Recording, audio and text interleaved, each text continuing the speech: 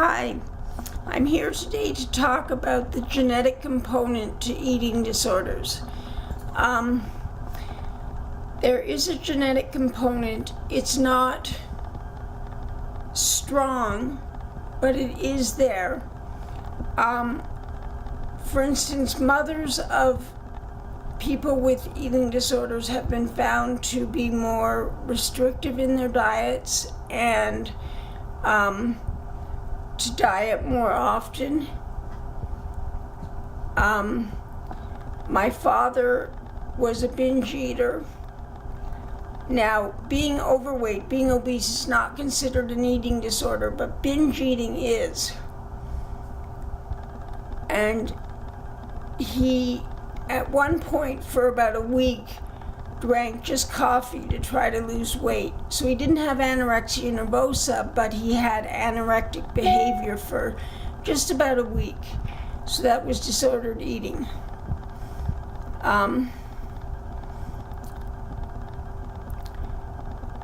The thing about eating disorders is that we pass along the behaviors.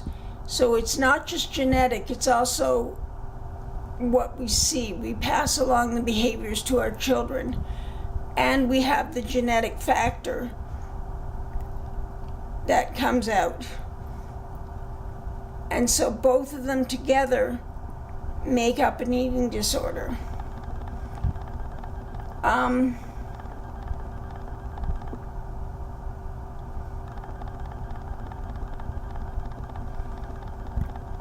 The gene-environment correlation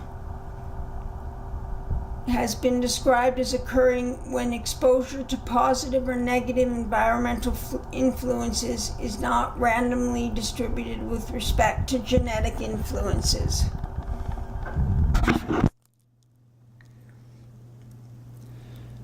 So it's not just environmental influences, it's genetic influences that pass down through the family line.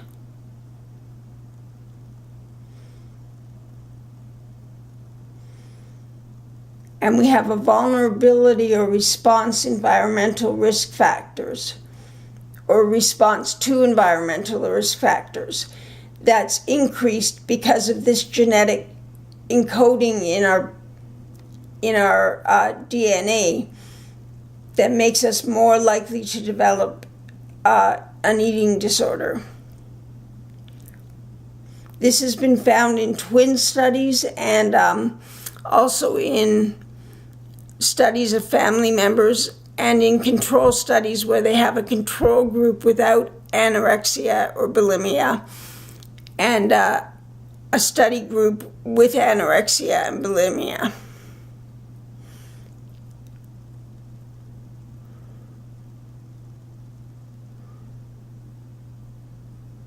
This research is still in its infancy, so they can't tell us a lot more than that there is a genetic factor at play.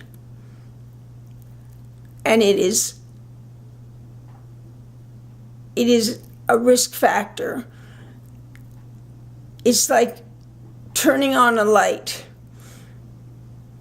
So we're upset. We're being called fat. We feel hurt by this, and the genetic light bulb goes on.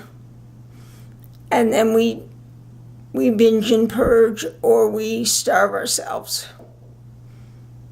And that is the genetic code. And it's often from the mother, but like I said, it can be from the father. And that's the genetic influence. Now, if you haven't signed up to my page, please press subscription. And remember to hit the little bell that tells you when you get new videos, because if you don't do that, you might be unsubscribed by YouTube. They're doing this weird thing where they're unsubscribing people who don't push the little bell.